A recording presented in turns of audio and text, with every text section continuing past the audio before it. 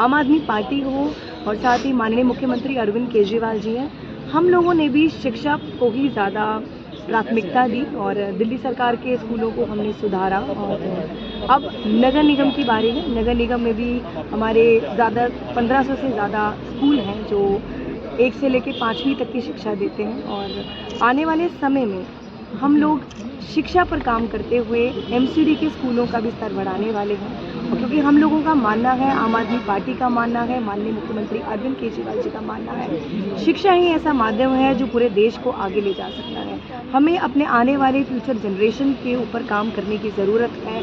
आने वाले समय में यही हमारा जो हमारी आने वाली पीढ़ी है, डॉक्टर बनेगी, इंजीनियर बनेगी, चांद पे जाने की बात करेंगी, समाज को आगे ले जाने की बात करेंगे।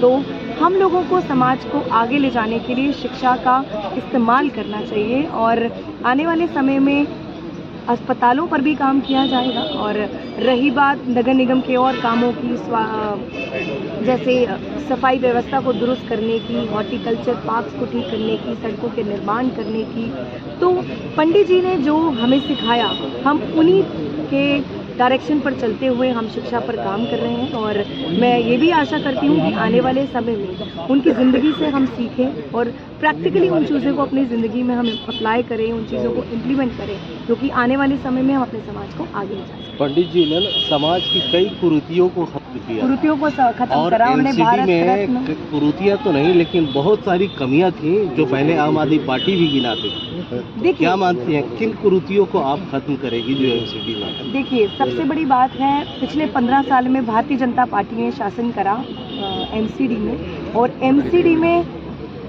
जो काम और जो वादे हमने माननीय मुख्यमंत्री अरविंद केजरीवाल जी ने करे हैं, आम जनता को हमसे बहुत उम्मीदें हैं। आप भी जानते हैं इस बात को कि बहुत चैलेंजेस हैं, कितनी मुश्किल से मेयर और डिप्टी मेयर का इलेक्शन हुआ और आज तक स्टैंडिंग कमेटी का गठन नहीं हुआ। उन सभी चैलेंजेस को हम सामना करते हुए हम पूरी कोशिश कर रहे हैं। और आप भी इस बात को मानते हैं और हम भी इस बात को मानते हैं कि नगर निगम के बड़े बड़े प्रोजेक्ट्स हैं जो स्टैंडिंग कमेटी की वजह से रुके हुए हैं। इस बार फिर से हमने सुप्रीम कोर्ट का दरवाज़ा खटखटाया है कि जल्द से जल्द जो मनोनीत पार्षद का जो वर्डिक्ट हमारा पेंडिंग है, सुप्रीम कोर्ट उस वर्डिक्ट को दे, ताकि हम जितने भी हमारे रुके हुए काम हैं हम उनको कर पाएँ। हमने दिल्ली की जनता को वादा किया था कि हम सफाई व्यवस्था को दुरुस्त करेंगे, हमारी पूरी कोशिश है। तमाम हमारे दिल्ली के विधायक हों, पार्षद हों, मैं खुद भी ग्राउंड लेवल पर जाकर सफाई अभियान हम लोग चला रहे हैं। और नंबर 2, हमने वादा किया था कि एमसीडी की स्कूलों को, शिक्षा को हम प्राथमिकता देंगे।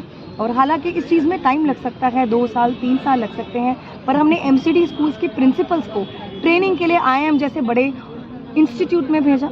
नंबर 3, हम लोगों ने वादा किया हम सैलरी समय में देंगे। माना हमने कितने महीने सैलरी समय से दी, और सभी को पता है कि एमसीडी की फाइनेंशियल पोजीशन है वो कुछ ठीक नहीं है। तो अब हम टाइम टू टाइम मीटिंग लेते रहते हैं कि कैसे हमने एमसीडी के रेवेन्यू को ठीक करना है। तो हम हर वो वादा पूरा करने की कोशिश कर रहे हैं जो हमने वादे दिल्ली की जनता से करे, जो वादे हमने कर्मचारियों से करे, जो वादे हमने व्यापारियों से करे। और जैसे आपको मालूम है, व्यापारियों को भी पिछले 6 सालों से उनकी दुकानें सील थी, और अब माननीय सुप्रीम कोर्ट के द्वारा गठित की गई जुडिशियल कमेटी ने एक आदेश दिया है कि जल्द से जल्द उन दुकानों को डीसील कर दिया जाए। और हमने एक स्पेशल हाउस, शनिवार को छुट्टी वाले दिन हमने स्पेशल हाउस इसी मुद्दे पर चर्चा करने के लिए बुलाया। और शोर शराबा हंगामा भारतीय जनता पार्टी के पार्षदों ने इस बार भी पूरा रकस क्रिएट किया और कभी भी किसी मुद्दे पर हेल्दी डिस्कशन नहीं करने दिया। उसी शोर शराबे में हमने एक प्रस्ताव पास किया, और उस प्रस्ताव में हमने अधिकारियों को, जितने भी हमारे एमसीडी के कमिश्नर हैं या अधिकारी हैं, उनको निर्देश दिए कि जल्द से जल्द उन दुकानों को डीसील कर दिया जाए। तो वो हर राहत हम देने की कोशिश कर रहे हैं, मुश्किलों का सामना करने का, जो वादे हमने दिल्ली की जनता को किए। बहुत बहुत धन्यवाद। इस खबर को अभी लाइक करें, शेयर करें, अभी चैनल को सब्सक्राइब करें।